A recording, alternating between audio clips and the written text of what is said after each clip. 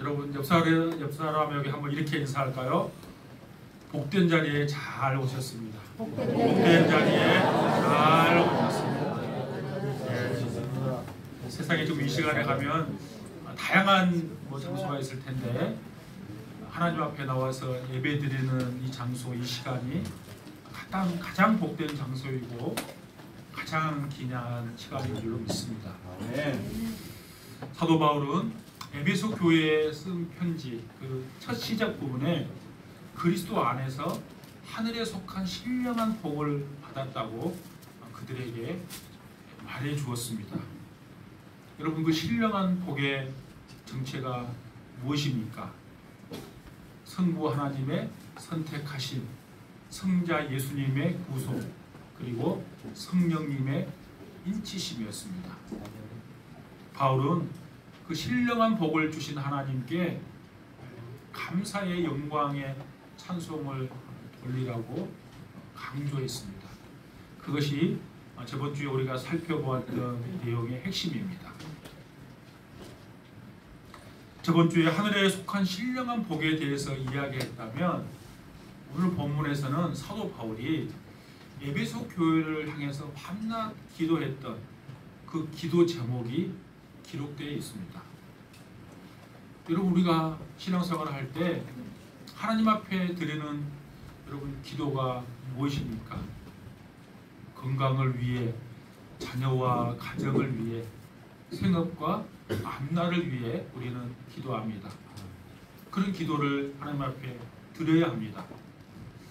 그런데 오늘 사도 바울은 에베소 교회를 향해서 그 성도들에게 드린 기도는 이 기도보다는 훨씬 더 깊이가 있는 기도였습니다. 그 기도는 하나님을 더 깊게 알아가고 그들의 영적인 눈이 밝아지고 하나님의 능력을 체험하는 것이었습니다. 오늘 우리가 이 말씀을 통해 바울이 드렸던 세 가지 기도 제목을 붙잡고 함께 은혜를 나누기를 원합니다.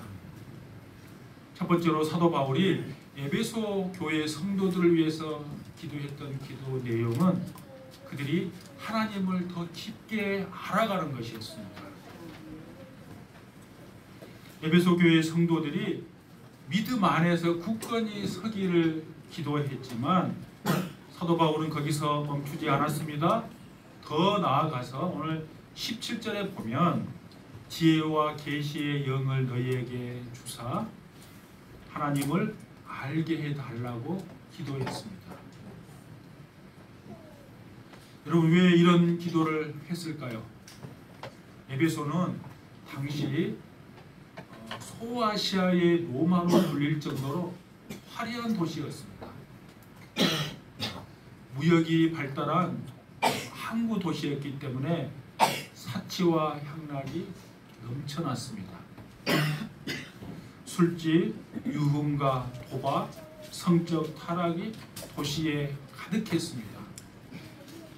무엇보다도 아르메테스 그 신전이 단순히 종교시설이 아니라 음란과 향락의 중심지였습니다. 그 한복판에 교회가 세워진 것입니다. 그러니 성도들이 늘 그쪽 화려한 세상에 눈을 돌리면 하나님을 제대로 볼 수 없게 되는 것이죠. 우리가 세상에 마음을 빼앗기게 되면 하나님을 보지 못합니다. 우리가 한번 생각해보면 집에서도 그 스마트폰 열어놓고 그 화면만 뚫어지게 바라보면 식당에 가서도 바로 옆에 내 가족이 있는데 그 가족이 눈에 들어오지 않아요. 마치 그런 거예요. 세상의 쾌락과 욕망에 내 눈이 팔려 있으면 하나님을 제대로 알 수가 없는 것입니다. 여러분, 우리 에베소서는 신약 성경이기 때문에 그리스어, 헬라어로 기록되어 있어요. 사도 바울이 이 편지를 쓸 때 너희들이 하나님을 알아라, 안다라는 이 단어는 사실은 사도 바울의 신앙적 배경 안에서 기록된 겁니다. 사도 바울의 여러분 신앙적 배경이 뭡니까? 쉽게 말하면 구약적 배경 안에서 이 단어를 썼다는 말이에요. 우리가 아는 것처럼 사도 바울은 율법학자였죠. 예수님 믿기 전에 그런 율법학자이기 때문에 구약에 대해서는 누구보다도 능통했어요. 특별히 모세 오경에 대해서는 누구보다도 잘 아는 율법학자였어요. 구약에서 안다라고 할 때 그 단어가 야다라는 히브리 말을 쓰는데요. 그것은 단순히 정보나 지식으로 아는 것이 아니라 인격적으로 체험적으로 아는 것을 안다 그런 거예요. 그러니까 상대방과 깊고 친밀한 관계 속에서 체험적으로 아는 것을 가리킵니다. 여러분 창세기 4장 1절에 보시면 이렇게 기록되어 있습니다. 아담이 그의 아내 하와와 동침하매 그랬습니다. 혹시 여러분 성경책 가지고 있습니까? 창세기 4장 1절에 보시면 그 동침하매 거기에 각주가 달아져 있어요. 각주가 밑에 보면 뭐라고 달아져 있어요? 동침하매가 뭐라 그래요? 예, 알게 되매 그랬습니다. 동침하다는 말이 안다는 말이에요. 그게 히브리 말로 야다라는 단어예요. 야다는 단순히 지식적으로 아는 것이 아니라 친밀함과 경험과 교제 가운데 깊이 사귐으로 안다는 거예요. 단순히 하나님이 전능하시다, 하나님이 사랑이시다 그런 개념을 아는 것이 아니라 실제로 하나님을 경험하고 인격적으로 교제하고 삶 속에서 체험하는 삶을 의미하는 거예요. 여러분 하나님을 알아간다는 것은 하나님과 계속해서 동행하고 기도와 말씀 속에서 살아계신 하나님을 만나고 경험하는 것을 말합니다. 여러분 하나님을 어떻게 알고 계십니까? 머리로만 알고 있으십니까? 아니면 체험적으로 인격적으로 하나님을 만나고 알고 있으십니까? 하나님은 위로자이시다라는 것을 지식적으로 아는 것과 내 인생의 눈물 가운데 있을 때 가장 절망스러운 순간 가운데 내가 놓여져 있을 때 나를 친히 찾아오셔서 나를 위로하시는 그 하나님을 만나서 아는 것과는 다른 거야. 하나님은 나의 공급자가 되신다는 그 말을 교리적으로 아는 것과 내가 어려운 형편 가운데 놓여 있을 때 하나님께서 친히 나의 필요를 채워주시는, 그래서 그 필요를 맛보게 하시는 그 하나님을 만나는 것과는 다른 거예요. 바울의 기도는 바로 이런 것입니다. 성도들이 단순히 지식적으로 하나님을 아는 것이 아니라 인격적으로 체험적으로 하나님을 알도록 그런 기도한 것입니다. 여러분 사람은 알면 알수록 실망할 가능성이 높아요. 저를 포함해서 우리 모두는 다 부족함이 많고 약점이 많기 때문에 사람은 깊이 알면 실망할 가능성이 커져요. 그러니까 여러분 저를 너무 깊게 알라고 생각하지 마세요. 저를 깊게 알아가면 여러분이 실망할지도 몰라요. 근데 여러분 하나님은 어떨까요? 하나님은 알면 알수록 우리의 믿음이 강해져요. 우리의 신앙이 깊어져요. 하나님에 대한 그 사랑이 또 성숙해져요. 어떻게 하면 좋은 성도가 될까? 어떻게 하면 신앙생활을 잘할 수 있을까?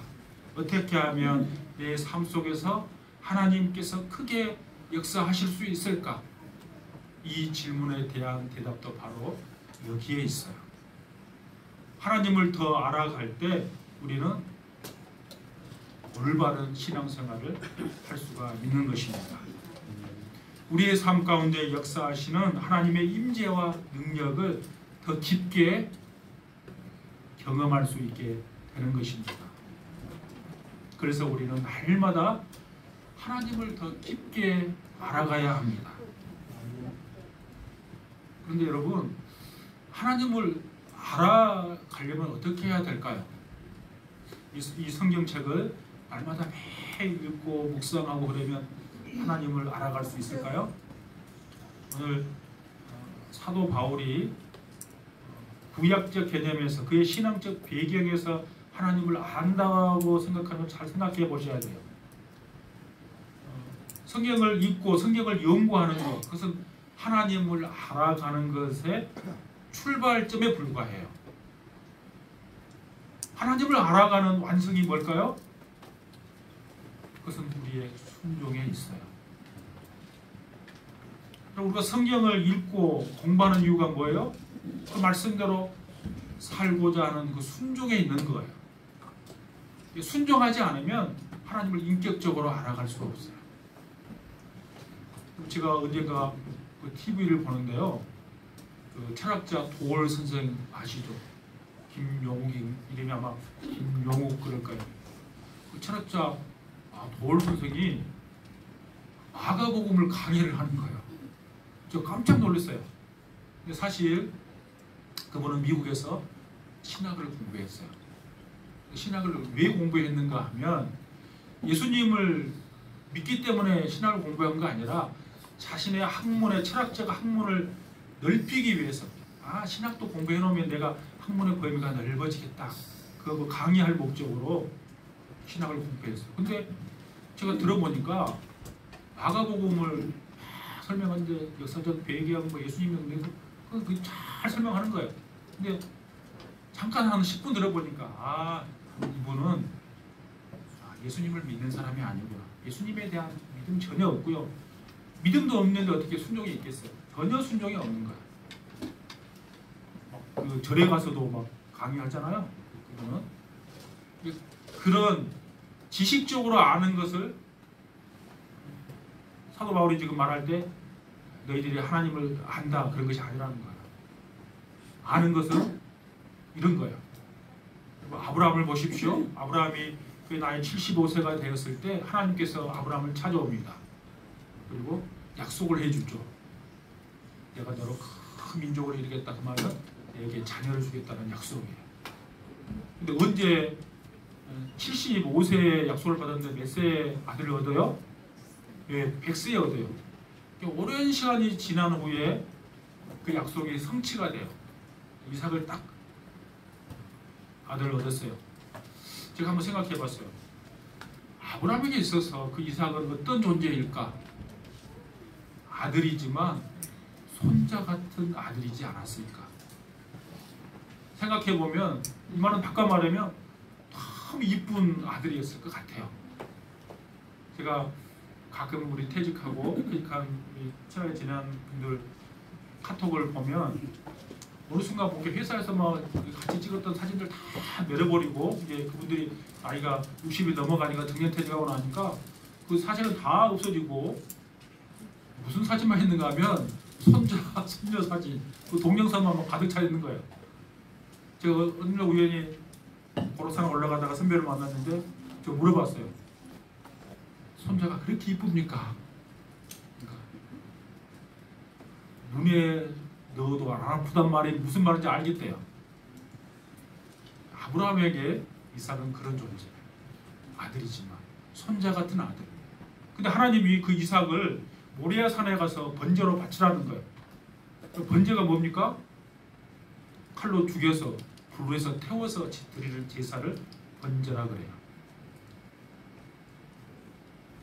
눈에 넣어도 아프지 않을 그 아들을 죽여서 태워서 제사로 드리라 하니 여러분 그것이 순종이 가능합니까?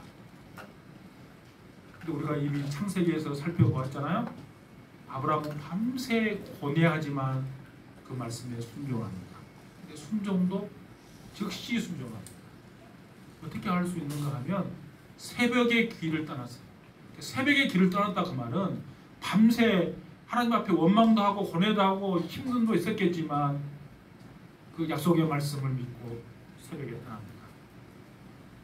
여러분 그 순종이 여호와 이레의 하나님을 인격적으로 만나게 하는 거다. 이삭을 대신해서 양을 준비해 주신 하나님. 그러니까 아브라함이 경험한 하나님은 순종을 통해서 나에게 필요한 것을 준비하시는 하나님이시구나. 그래서 그 하나님의 이름을 여호와 이레라고 붙여놓은 거예요. 근데 이성적으로 이해되지 않는다 할지라도 순종할 때 인격적으로 하나님을 만나게 되고 경험적으로 체험적으로 하나님을 만나게 되는 것입니다. 그 하나님을 알아가게 되는 것입니다. 내가 순종할 때 나에게 주신 한없는 은혜에 대해서 알게 되고 하나님의 크신 능력과 신실하심에 대해서도 체험하게 되는 것입니다. 하나님을 더 깊이 알아가면 알아갈수록 우리의 삶은 하나님의 은혜로 충만해질 줄로 믿습니다.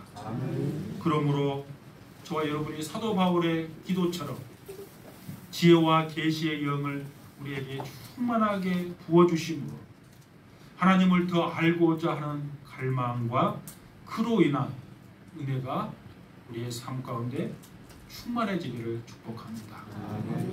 두 번째로 사도 바울이 에베소 교회를 향해서 기도한 기도 내용, 그것은 성도들의 마음의 눈을 밝혀주도록 사도 바울은 기도했습니다. 그 말씀이 여러분 18절입니다. 18절은 같이 읽겠습니다. 시작. 너희 마음 눈을 밝히사 그의 부르심의 소망이 무엇이며 성도 안에서 그 기업의 영광의 풍성함이 무엇이며. 아멘. 그리고 19절 마지막 하반절에 보면 너희로 알게 하시기를 구한다 그랬어요. 여러분, 우리의 영이 죄로 물들게 되면 영적인 일들을 분별할 수가 없게 됩니다. 영적인 시력이 죽어버리기 때문이죠. 그러나 반대로 성령께서 주시는 회개의 영을 통해 우리의 마음이 정결하게 변화가 되면 하나님께서 우리에게 주시는 그 놀라운 신령한 복들도 깨닫게 됩니다. 그럼 사도 바울은 구체적으로 에베소 교회 성도들에게 하나님께서 그 눈을 밝혀주셔서 그들이 무엇을 알게 해달라고 기도했을까요? 오늘 읽었던 18절 다시 보시면 이렇게 말하죠. 부르심의 소망을 알게 해달라고 기도한 거예요. 바울은 단순히 지적으로 아는 차원이 아니라 그들의 마음의 눈이 밝아져서 이 소망을 붙들기를 기도했습니다. 그리고 부르심의 소망은 더럽고 추악한 죄에서 살아가던 죄인으로 하여금 거룩하고 흠없는 하나님의 자녀가 되게 하신 거예요. 여러분, 오늘 우리가 붙들어야 할 소망은 세상에서 얻는 잠시 성공이 아니라 하나님의 부르심 안에서 주어지는 영원한 소망입니다. 그러므로 어떠한 상황 속에서도 우리가 낙심하지 말고 마음의 눈이 밝아져서 이 소망을 굳게 붙드시는 여러분 될 수 있기를 축복합니다. 아멘. 또 무엇을 하기를 기도했는가 하면 밑에 보면요, 18절에 기업의 영광의 풍성입니다. 여기서 말하는 기업은 그 세상의 기업, 세상의 비즈니스가 아니고 하나님께서 주시는 기업입니다. 썩지 아니하고 더럽히지 아니하고 쇠하지 않는 기업, 즉 하나님께서 주시는 하나님의 나라를 말하는 거예요. 이미 이곳에 임하셨고 아직 완성되지는 않았지만 장차 완성돼서 도래할 그 하나님의 나라를 기업으로 받은 상속자로 우리를 불렀다고 사도 바울은 말하고 있습니다. 기업의 영광의 풍성함은 하나님 나라의 현재적 통치와 미래적 완성을 함께 바라보게 합니다. 이미 성도는 그 기업을 보증으로 받았어요. 이게 보증으로 받았다는 말은 미래에 완성되는 것을 의미하는 거예요. 이것이 바로 이미와 아직의 하나님 나라의 개념입니다. 우리는 이미 하나님의 나라를 받았어요. 완성되지는 않았지만 희미하지만 근데 그것이 보증이 되었기 때문에 언젠가는 그것이 완성될 것입니다. 여러분 이 믿음으로 살아갈 수 있기를 원합니다. 그리고 얼마 전에 김정인 국방위원장이 중국을 갔어요. 시진핑이 딱 여기 있고 푸틴과 김정은이 나란히 있는 것을 제가 뉴스에 나온 걸 봤어요. 김정은이 북한의 최고의 지도자가 될 수 있었던 거 뭐예요? 그가 똑똑해서 됐는가요? 그 할아버지 김일성, 아버지 김정일, 김정은 이렇게 세습이 돼서 그 나라를 물려받은 거잖아요. 그 나라의 모든 권력, 모든 것 다 누리는 거죠. 그럼 김정은이 보면 여러분 부러울 때 있는가요? 저 권력, 저 모든 거 내가 좀 누려봤으면 좋겠다. 근데 여러분 그가 물려받은 그 기업, 그 나라는 언제 폭삭망할지 몰라요.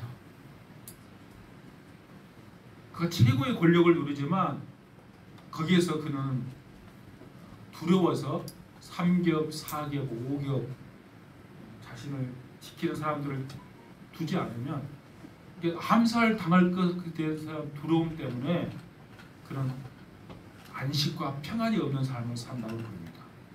술을 먹지 않으면 잠을 제대로 잘 수 없대요. 두려워서 언제 나를 암살할까 두려움 때문에.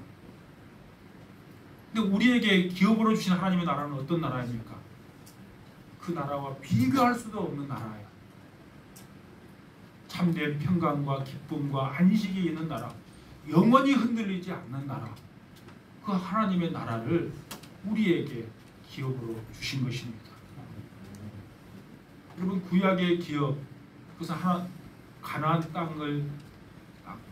땅이죠. 그 가나안 땅은 제가 늘 말하지만 신약 앞으로 다가올 것을 예표한다 그랬죠.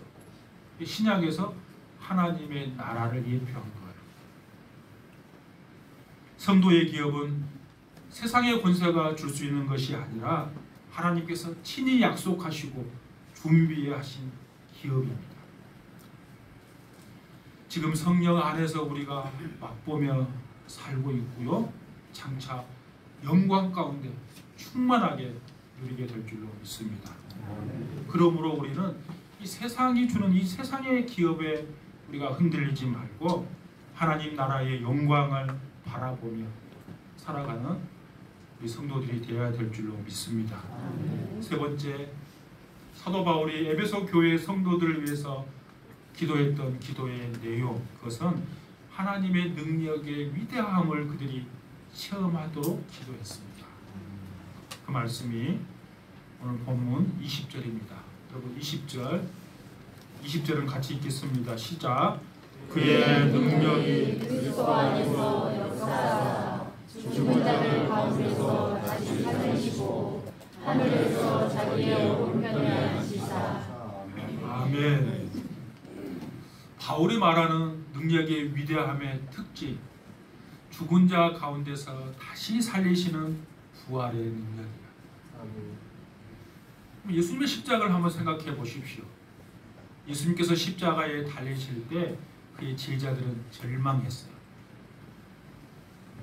자신의 스승이, 자신이 기대했던 메시아가 죽었습니다. 그러니까 그들의 삶은 끝난 것처럼 느껴졌어요. 그래서 그 모두는 다 두려움과 혼란 속에서 다 흩어져 버렸어요. 그리고 숨어버렸어요. 그들에게 부활하신 주님이 나타납니다. 부활하신 주님을 만난 후에 무서워서 다 도망가 버렸던 그의 제자들은 완전히 달라집니다. 여러분 엠마오로 내려가는 두 제자, 부활의 주님을 만났습니다. 주님께서 성경을 풀어주었을 때 그의 가슴이 뜨거웠습니다. 예수님을 3번이나 모른다고 부인했던 베드로, 부활의 주님을 만나고 사도로서 순교하기까지 담대히 복음을 전했습니다. 여러분, 이것이 부활의 능력입니다. 아멘. 오늘 우리의 삶 속에서도 동일한 부활의 능력을 경험할 수가 있습니다. 절망과 실패, 지혜와 연약함 속에서 하나님은 우리에게 새 생명을 주시고 삶을 새롭게 살리십니다. 그러므로 우리는 오늘 바울처럼 기도해야 합니다. 하나님, 제 안에 죽은 부분을 살려주십시오. 연약한 삶 속에 새 힘과 소망을 주십시오. 이렇게 기도할 수 있기를 원합니다. 그렇다면 왜 바울이 그렇게 에베소 교회를 위해서 기도했을까? 그것은 바로 교회의 머리 대신 그리스도를 중심으로 살아가기 위함이었습니다. 오늘 본문 22절을 보시면 그를 만물 위의 교회의 머리로 삼으셨느니라 그랬어요.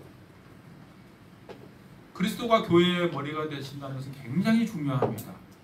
머리라는 것은 주가 되신다는 말이에요.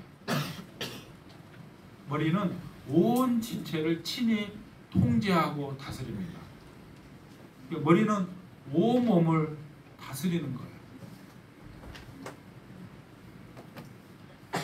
교회의 머리가 그리스도이기 때문에 교회는 인간의 사상이나 문화가 아니라 하나님의 말씀과 성령님의 인도하심에 순종해야 합니다.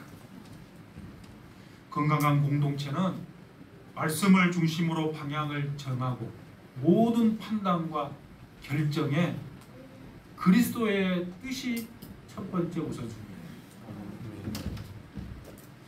교회가 주님의 뜻에 귀를 기울일 때 갈등과 혼란 속에서도 하나님의 질서를 유지할 수가 있습니다.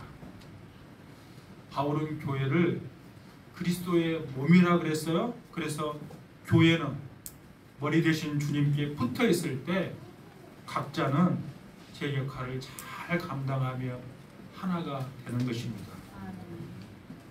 눈은 눈의 역할, 발은 발의 역할을 감당해야 온 몸이 온전히 움직이듯이 교회의 각 성도는 하나님께서 주시는 그 은사와 사명에 따라서 충실을 할 때 그 교회의 공동체는 건강하게 세워질 줄로 믿습니다.